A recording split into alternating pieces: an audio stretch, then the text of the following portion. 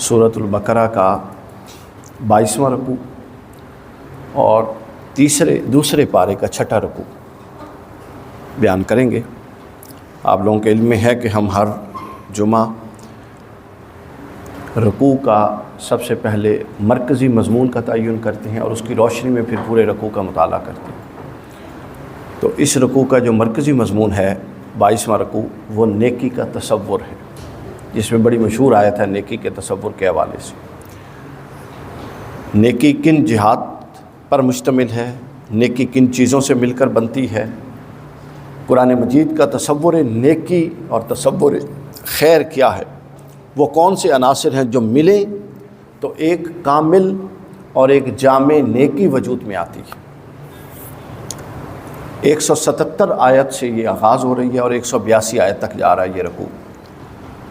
اس رکوع میں 2 بنیادی چیزیں بیان ہوئی، پہلی یہ کہ کیا نیکی نہیں ہے اور پھر دوسری یہ کہ کیا نیکی ہے۔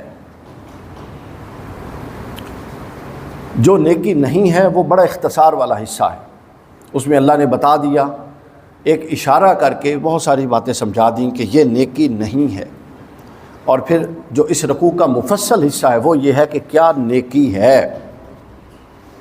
5 اجزاء قرآن مجید نے اس رکوع میں، جو ہمارا 22واں درس ہے، اس رکوع میں بیان کیے کہ 5 اجزاء مل کر نیکی کے تصور کو وضع کرتی ہیں، جو نیکی کا کامل تصور، جو جامع تصور ہے۔ ہمارے ہاں جزوی تصورات ہیں اور ہر ایک کی اپنی پرسیپشن کے مطابق تصورات قائم کیے گئے ہیں۔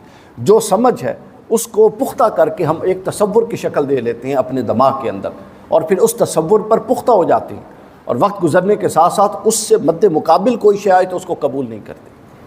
قرآن مجید نے اس تصور کو واضح کر دیا۔ سب سے پہلے فرمایا لیس البر ان تولوا وجوہکم قبل المشرق والمغرب، یہ ایک رویے کا بیان کیا کہ نیکی اپنا رخ کسی خاص طرف پھیر لینا، خاص رسوم، خاص رواج، خاص قسم کا طرز اپنانا، خاص قسم کا لباس، خاص قسم کی رسمیں، شادی کے وقت خاص قسم کی رسمیں، فوتگی کے وقت خاص قسم کی رسمیں جو ہمارے ہاں مروج ہیں، نیکی ان کا نام نہیں ہے۔ بس اتنا ہی سا بیان کر دیا۔ قبل المشرق والمغرب، یہ کہہ کے کہ نیکی صرف یہ نہیں کہ تم مشرق کی طرف رخ کرو یا مغرب کی طرف رخ کرو، نہیں، یعنی اس سے اشارتاً آپ خود سمجھ جائیں کہ ہر وہ شے جس کی سطح اس لیول کی ہو اس کا نیکی نہیں ہے، وہ نیکی نہیں ہے قرآن کی روح سے۔ پھر نیکی کیا ہے؟ فرمایا نیکی یہ ہے، نیکی کے قرآن مجید نے سامعین کرام 5 پہلو بیان کیے، 5 پہلو۔ پہلا پہلو ہے کہ نیکی کا اعتقادی پہلو، دوسرا ہے نیکی کا معاشی پہلو، یعنی یہ سب پہلو ملیں گے تو نیکی بنے گی۔ پہلا ہے اعتقادی پہلو، دوسرا ہے معاشی پہلو، تیسرا ہے عباداتی پہلو، چوتھا ہے معاشرتی پہلو، اور 5واں ہے وراثتی اور قانونی پہلو۔ یہ 5 پہلو مل کر نیکی کو تشکیل دیتے ہیں۔ پہلا پہلو فرمایا سب سے پہلے نیکی کا اعتقادی پہلو کیا ہے؟ البر من آمن باللہ، نیکی بنتی اور آغاز اور قبولیت کا مدار اس چیز پر ہے نیکی کا کہ جس کا آغاز، جس کی بنا اللہ پر ایمان سے۔ دوسرا والیوم الآخر، اور آخرت کا دن، آخرت کے دن میں موت کے ابتدائی وقت سے لے کر برزخ کے سارے مراحل، میدان حشر کے سارے مراحل سے گزر کے حتیٰ کہ جنت اور جہنم میں جانے تک کے سب مرحلے کو ایمان بالآخرت کہتے ہیں۔ تیسرا والملائکہ، فرشتوں کے وجود، ان کی ذمہ داریوں اور ان کی اس دنیا کے اندر مؤثریت اور فعالیت پر وجود ایمان رکھنا۔ چوتھا والکتاب، اول سے آخر تک آنے والی سب کتابیں جو اللہ نے نازل کی ان سب پر اعتقاد رکھنا۔ والنبیین، اور تمام نبیوں پر، سیدنا آدم سے لے کر حضور اکرم صلی اللہ علیہ وسلم تک ہر نبی پر اعتقاد رکھنا کہ وہ اللہ کی طرف سے آیا ہے، اس کو ایمان بالرسل کہتے ہیں۔ تو یہ 5 چیزیں مل کے نیکی کا اعتقادی پہلو وضع کرتی ہیں: ایمان باللہ، ایمان بالآخرت، ایمان بالملائکہ، ایمان بالکتب، اور ایمان بالنبیین، ایمان بالرسل۔ یہ 5 پہلو مل کے نیکی کا اعتقادی پہلو مکمل کرتے ہیں۔ پھر نیکی کا معاشی پہلو ہے، آپ ترتیب دیکھیے، ابھی عقیدے کے بعد نہ عبادات آئی ہیں، نہ اخلاق آیا، کچھ بھی نہیں آیا۔ اس کے بعد مسلم معاشرے کی معاشیات زیر بحث لایا ہے قرآن۔ نیکی کی فارمیشن کا پروسیس بڑا امپورٹنٹ ہے یہاں پر۔ جب یہ عقیدے کا باب مکمل ہو گیا، چونکہ یہ اساس ہے، اور اگر آپ کا عقیدہ درست نہ ہو تو اعمال کی قبولیت کا سوال ہی نہیں ہے، اس لیے یہ پہلے رکھا۔ پھر دوسرے نمبر پہ فرمایا وَآتَ الْمَالَ عَلَىٰ حُبِّهِ۔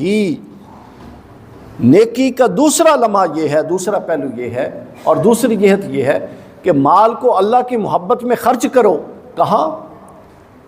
ذوی القربہ، نمبر 1 رشتہ داروں پر، والیتامہ، رشتہ داروں میں پھر ترتیب ہے، رحمی رشتہ دار بہن بھائیوں سے لے کر آگے تک کام جاتا ہے۔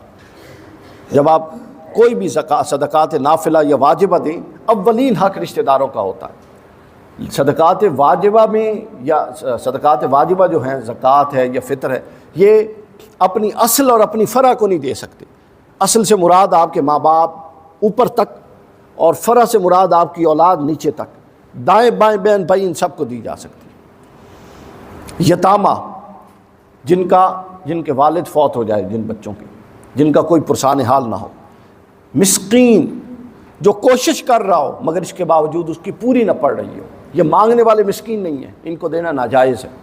جو کوشش کر رہے ہوں، گارڈز ہیں، آفس بوائز ہیں، سویپرز ہیں، یہ ہر جگہ پہ یہ سب لوگ جو کام کرتی ہیں، جو پوری محنت کوشش کر رہے ہیں دن رات، اس کے باوجود پوری نہیں پڑتی، ان کو وہ مسکین کے درجے میں آتے ہیں۔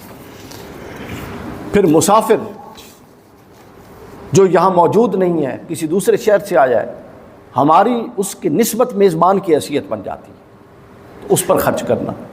پھر جو حاجت روا ہے، سائلین ہے، جو سوال کرتا ہے لیکن وہ صرف مطلق سوال پہ اپنا گزر بسر نہ رکھے، کوشش بھی کرتا ہو لیکن مجبور ہو جائے اور پوری نہ پڑے تو سوال بھی کر لے، تو اس کے لیے۔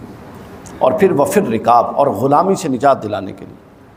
اب وہ تو غلامی کا نظام نہیں ہے، لیکن آپ اندرون سندھ بلوچستان میں دیکھیں، آج بھی غلامی کا نظام ہے، لوگوں کو اغوا کر لیا جاتا ہے، تو اغوا والے کو چھڑوانا، مال خرچ کرنا، یہ وفر رکاب کے ضمن میں آتا ہے۔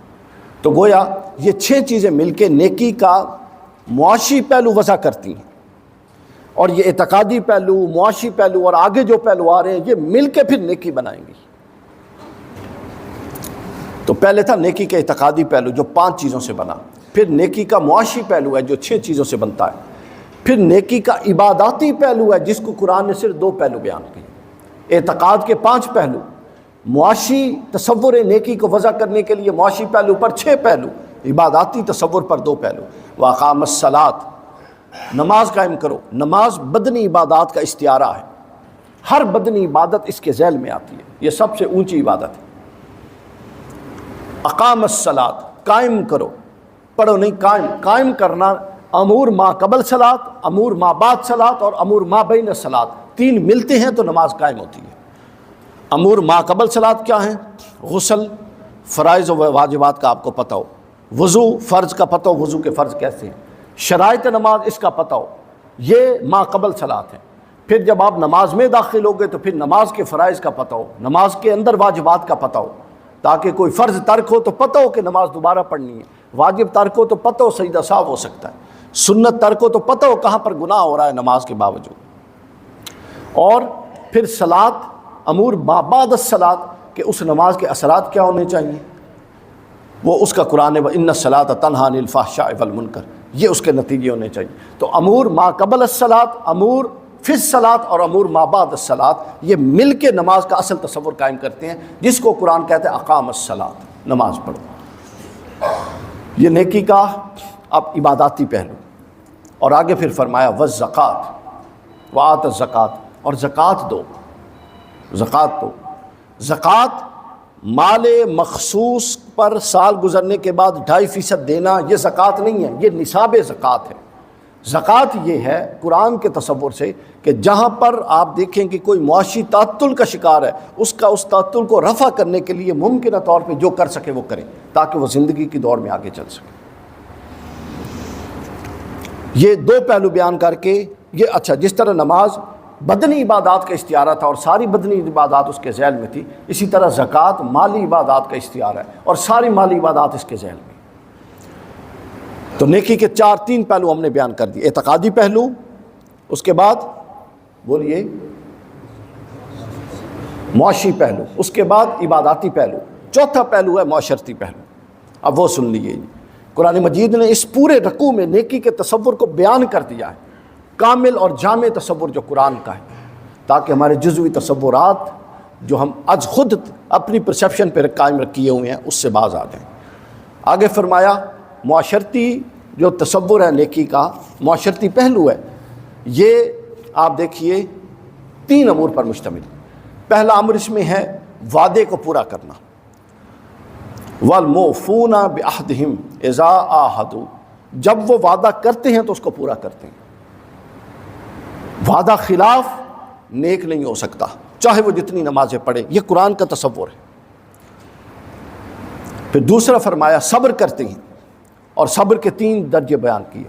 وَالصَّابِرِينَ فِي الْبَأْسَاءِ، تنگی ہو تو صبر کرتے ہیں، وَالضَّرَّاءِ، اور مصیبت ہو تو صبر کرتے ہیں، وَحِينَ الْبَأْسِ، اور جنگ کی شدت ہو یا جتنے بھی مشکل ترین حالات ہوں اس میں صبر کرتے ہیں۔ چونکہ صبر کا جو اندازہ ہے وہ ہوتا ہی مشکل ترین حالات میں، آسان حالات میں تو صبر کوئی صبر نہیں ہوتا۔ تو فرمایا کہ اب ظاہر ہے یہ معاشرتی پہلو ہے، وعدہ آپ کسی سے کریں گے تو ہوگا نا، تنگ دستی یا مشکل یا مصیبت آپ پر کسی کے ذریعے آئے گی تو یہ معاشرتی پہلو بن گیا، تو گویا آپ اس پر صبر کریں گے، یہ دوسرا پہلو ہے۔ تیسرا پہلو ہے حکم قصاص اور اس کی جزیات کا بیان۔ چونکہ جب آپ معاشرے میں رہتے ہیں، بعض معاملوں میں صبر کریں، وعدوں کو پورا کریں، تو معاملات میں نزاعی چیز آنا، اختلاف آنا، یہ ایک فطری بات ہے، اور بعض اوقات اختلاف بڑھ جاتا ہے حتیٰ کہ کوئی کسی کی جان بھی لے بیٹھا ہے، ایسا بھی ہوتا ہے۔ تو قرآن مجید یہ چاہتا ہے کہ اگر کوئی یہ ایکسٹریم سٹیپ بھی لے لے تو یہ سٹیپ بھی معاشرے کو ڈیمیج نہ کرے، بلکہ اس کا ایسا آلٹرنیٹ اور اس کا ایسا سولوشن دیا تاکہ اس سولوشن سے زمین پر زیادہ فساد نہ پیدا ہو۔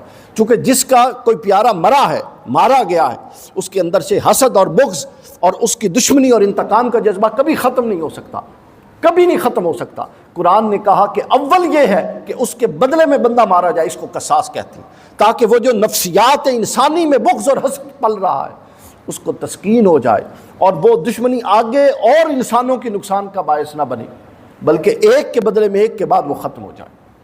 قصاص تجویز کی، مغرب اس پر بڑا اعتراض کرتا ہے، لیکن یہ انسانی نفسیات کے عین مطابق قرآن نے کہا یہ عقل والے اگر غور کریں تو تمہیں قصاص کے اندر زندگی آئے، چونکہ قصاص میں ایک کے بدلے میں ایک جا رہا ہے اور کئی بچ رہی ہیں، اور جب ایک کے بدلے میں ایک نہیں جاتا تو سب کی زندگیاں داؤ پر لگ سکتی ہیں، کیونکہ جن کا مرا ہے وہ کچھ بھی کر سکتے ہیں۔ تو قصاص کے احکام آتے ہیں، پھر اس میں حکم قصاص ہے، 3 طرح کے قصاص کے حکم۔ اولاً قتل کے بدلے میں قتل، ثانیاً قتل کے بدلے میں معافی، یہ پھر اس سے اونچا درجہ ہے، اور ثالثاً خون بہا، اگر کہیں ایگریمنٹ ہو جائے تو خون بہا ادا کر کے مقتول کے وارثوں کو معاملے کو رفع دفع کیا جائے۔ لیکن قرآن نے حیات معافی میں بھی نہیں کہی اور خون بہا میں بھی نہیں کہی، حیات کہی ہے، تمہارے اندر حیات چھپی ہوئی ہے، وہ قصاص میں ہے۔ چونکہ معافی ممکن ہے کچھ لوگ کر دیں، کچھ کے دل میں وہ حسد بغض باقی ہو، دشمنی، مال امید ہے کچھ لے لیں، کچھ کے دل میں ابھی وہ دشمنی اور وہ ناراضگی باقی ہو، لیکن جب قصاص ہوتا ہے تو وہ سب کو ان کو تسلی ہو جاتی ہے کہ بدلہ لے لیا۔ تو قصاص کا تذکرہ بیان ہوا، اور آخری اور 5واں پہلو جو یہاں نیکی کا بیان ہوا وہ کیا ہے؟ وہ وراثتی پہلو ہے، اس کا معاشرے کے ساتھ تعلق، یعنی جو آپ کے پاس ہے آگے آپ نے وہ منتقل بھی کرنا ہے، اپنی حد تک نہیں رکھنا۔ کتب علیکم اذا حضر احدکم الموت ان ترک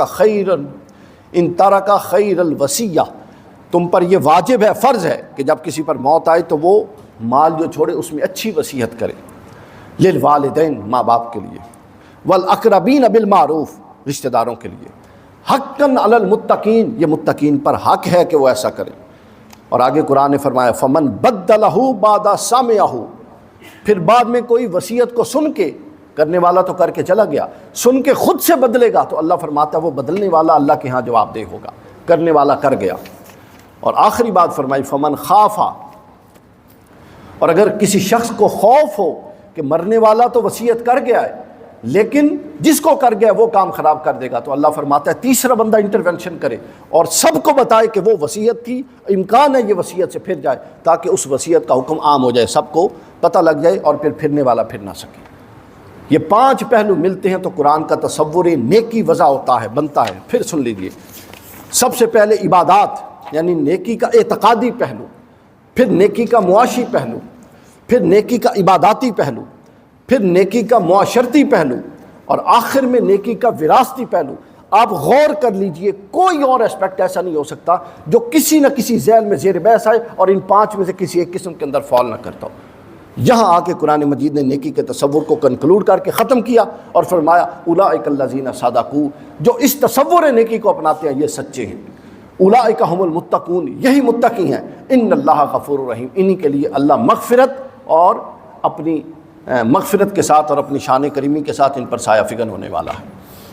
تو ہم نے کوشش کی اختصار کے ساتھ، یہ رکوع چونکہ تھوڑا بڑا تھا، اختصار کے ساتھ 22ویں رکوع کا خلاصہ آپ کی خدمت میں پیش کیا جائے۔ اللہ تعالیٰ ہمیں قرآن فہمی کی توفیق عطا فرمائے۔ وما علینا الا البلاغ۔